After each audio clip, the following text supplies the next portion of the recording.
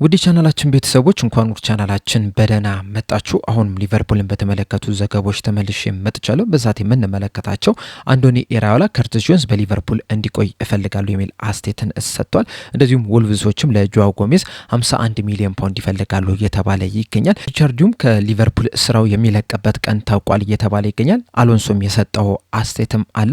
እነዚህን በቆይታችን የምንመለከት ይሆናል። እናንተም እስከ መጨረሻው ደቂቃ ድረስ አብራችሁ ቆይታችሁ እንድትከታተሉት ያላችሁን ሀሳብ አስተያየትም ኮሜንት ሴክሽን ላይ በመጻፍ እንድታሳውቁኝ፣ ሰብስክራይብ፣ ላይክ፣ ሼር እያደረጋችሁ የቻናሉ ቤተሰብ እንድትሆኑ እንደዚሁም ደግሞ በዲስክሪፕሽን እና ኮሜንት ሴክሽን ላይ በሚገኙ ሊንኮችም የቴሌግራም እና የኢንስታግራም ቻናላችንን እንድትቀላቀሉ በአክብሮት እጠይቃለሁ። አሁን በቀጥታ ወደ ዘገባዎቹ ማመሪያ ይሆናል። አብራችሁን ቆዩ። በመጀመሪያ የምንመለከተው ጃቪ አሎንሶ የሰጠውን አስተያየት ነው። በትናንትናው ዕለት የቼልሲ ስራውን በይፋ ጀምሯል። የቀድሞ ውድድር ዝግጅቱን በይፋ ከቼልሲ ጋር መጀመር ችሏል እና በዛ ወቅትም እንግዲህ ቃለ መጠይቅ አድርጎ ነበረ።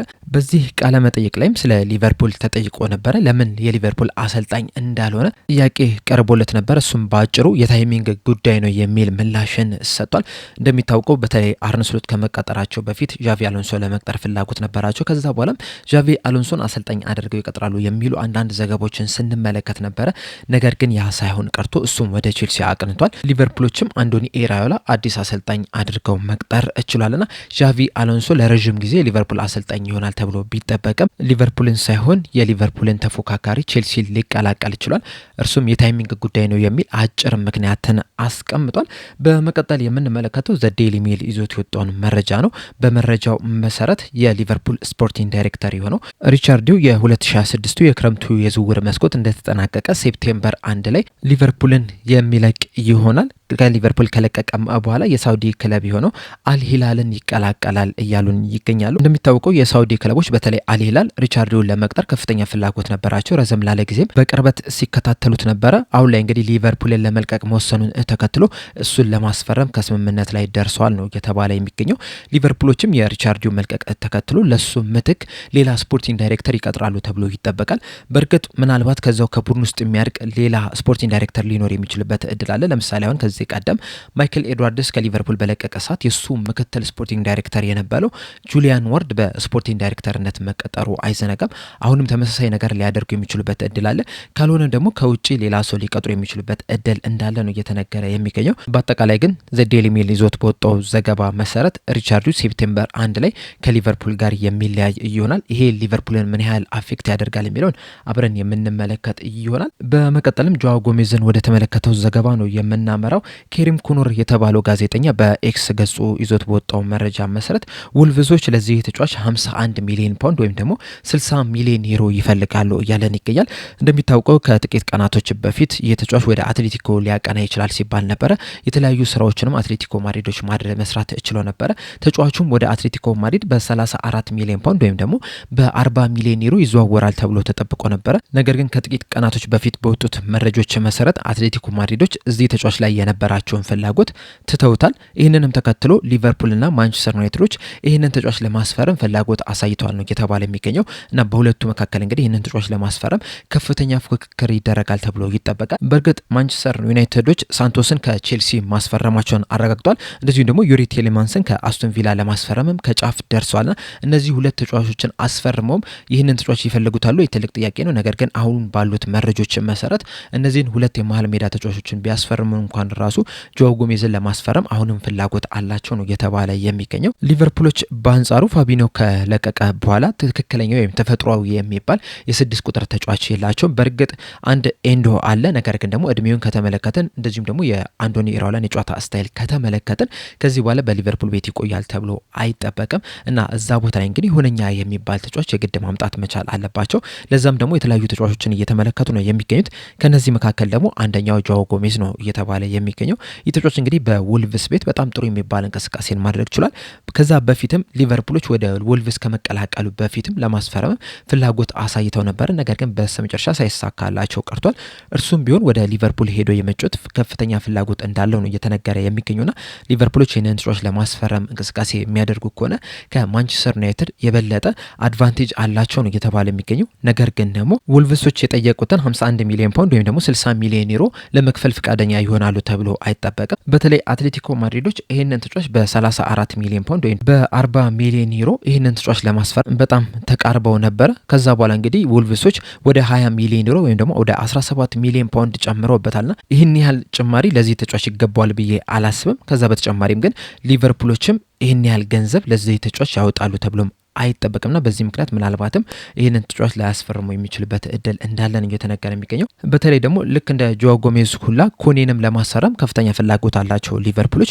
ኮኔ ደግሞ በዚህ ሰዓት ላይ እየተጠየቀበት ያለው ገንዘብ 47 ሚሊዮን ፓውንድ ብቻ ነውና የውልቭስ 51 ሚሊዮን ፓውንድ መጠየቃቸው ለጆዋ ጎሜዝ ተገቢ ነው ብዬ አላስብም። በዛ ምክንያትም ምናልባትም ጆዋ ጎሜዝን ማስፈረማቸውን ትቶ ኮኔን ሊያስፈርሙ የሚችልበት እድል እንዳለ ነው እየተነገረ የሚገኘው። እናንተስ በዚህ ዙሪያ ያላችሁ ሀሳብ አስተያየት ምንድን ነው? መልሳችሁን እንዳለ ኮሜንት ሴክሽን ላይ በመጻፍ እንድታሳውቁኝ በአክብሮት እጠይቃለሁ። በመቀጠልም አንዶኒ ኢራዮላ የሰጡትን አስተያየት ነው የምንመለከተው። በትናንትናው ዕለት በዩቲዩብ በቀጥታ ከተላለፈው ጋዜጣዊ መግለጫ በተጨማሪም የሰጡት አስተያየት አለ። በተለይ ስለ ከርቲስ ጆንስና ስለ ኤድዋርድስ መልቀቅ የሰጡት አስተያየት አለ። ይህን የምንመለከት ይሆናል።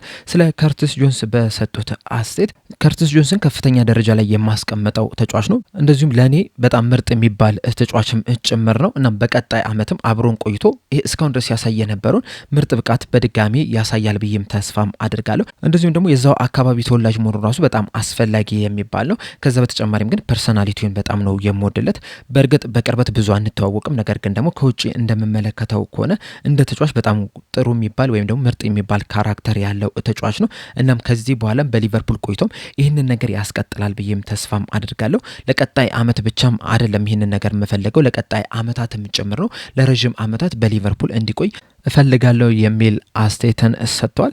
በማይክል ኤድዋርድስ መልቀቅ ዙሪያ በሰጡት አስተያየት እውነቱን ለመናገር ያህል አሁን ላይ ሙሉ ለሙሉ ትኩረቴ በስራዬ ላይ ብቻ ነው። ይህ ስራ ደግሞ እንደምታውቁት በጣም ከባድ የሚባል ነው። በጣም ትልቅ የሚባል ስራ ነው። ለስራ ለጨዋታ ዝግጁ እንዲሆኑ ማድረግ፣ እንደዚሁም ደግሞ ምርጥ የሚባል ቦታቸውን መፈለግ፣ በጣም ምርጥ የሚባል አትሞስፌርም በቡድን ውስጥ የመፍጠርም የቀን ተቀን ስራ አለብኝ። ስለዚህ ሙሉ ለሙሉ ትኩረቴ በዛ ላይ ነው። ከዛ በተጨማሪም ደግሞ ሌላኛው ትኩረቴን የምሰጠው ደግሞ የዝውውር ሂደት ላይ ነውና አሁን ላይ ሙሉ ለሙሉ ትኩረቴን እያደረግኩ ያሉትኝ በእነዚህ ነገሮች ላይ ብቻ ነው። ወደ ሊቨርፑል ስመጣ ሪቻርዲዮን፣ ማይክ ጎርደንን እንደዚሁም ደግሞ ማይክል ኤድዋርድስን አነጋግሬያቸው ነበረ። እናም ከዛ እንደተረዳሁት ከሆነ ማይክል ኤድዋርድስ በጣም ብልህ የሚባል አይነት ሰው ነው። በሊቨርፑል አለመቆየቱ ትንሽ ያሳዝናል፣ ግን የለቀቀበትን ምክንያት ደግሞ በስነ ስርዓት አስረድቶናል የሚል አስተያየትን ሰጥቷል። አያይዞም በሰጡት አስተያየት የማይክል ኤድዋርድስ መልቀቅ በአብዛኛው አፌክት ሊያደርግ የሚችለው ባለቤቶችን ነው እንጂ እኔን አሰልጣኙን አይደለም የሚል አስተያየታቸውን ሰጥቷል።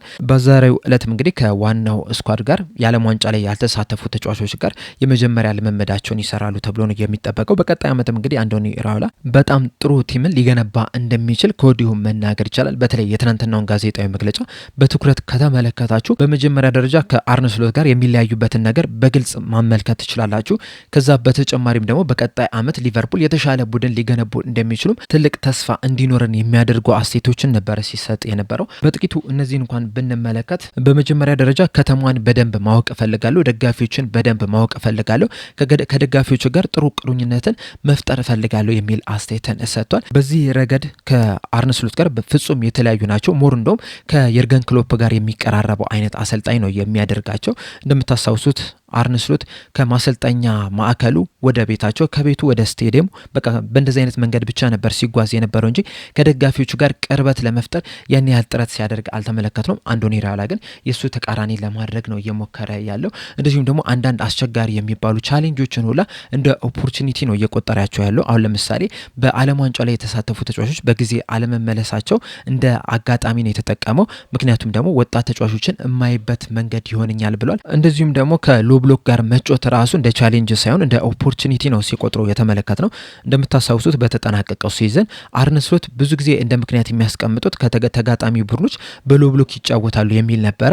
አንዶኒ ኢራዮላ ግን ከሎ ብሎክ ከሚጫወት ቡድን ጋር ብጫወት እመርጣለሁ የሚል አስተያየትን ነው የሰጡትና ይህንን ቻሌንጅ እንደ ኦፖርቹኒቲ ነው የተጠቀሙት። እንደዚሁም ደግሞ ሙሉ ስኳዱን መጠቀም እፈልጋለሁ የሚል አስተያየትንም ሲያሰጡ ማዳመጥ ይችላል። አርነ ስሎት በዚህ ረገድ 14 እና 15 ተጫዋቾችን ብቻ መጠቀም እንደሚፈልግ በተደጋጋሚ ሲናገር ነበረ። አንዶኒ ኢራዮላ ግን ከዛ በተቃራኒው ሙሉ ስኳዱን መጠቀም እፈልጋለሁ የሚል አስተያየትን ነው እየሰጠው። እንደዚሁም ደግሞ ክሊር የሆነ አይደንቲቲም እንዳለውም በትናንትናው ጋዜጣዊ መግለጫ ላይ ሲሰጥ ማዳመጥ ይችላል። አርነ ስሎት የምታስታውሱ ከሆነ በተለይ በሁለተኛው ሲዝን ባለፈው በተጠናቀቀው ሲዝን በጣም ብዙ አይነት ፎርሜሽኖችን ለመጠቀም ጥረት ሲያደርጉ ተመልክተናል። በጣም ብዙ አይነት አጨዋወት ስታይሎችን ለመተግበር ጥረት ሲያደርጉ ተመልክተናል። አንዳንድ ጊዜ በሎ ብሎክ ሲጫወቱ ተመልክተናል። አንዳንድ ጊዜ ኳስ ይዞ ለመጫወት ጥረት ሲያደርጉ ተመልክተናል።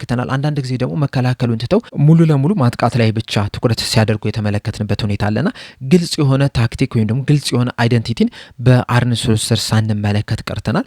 አንዶኒ ኢራዮላ ግን ግልጽ የሆነ የፕሌይንግ ስታይል ወይም ደግሞ ታክቲክ አለኝ ወይም ደግሞ አይደንቲቲ አለን የሚል አስተያየትን እየሰጡ ነው የሚገኙት።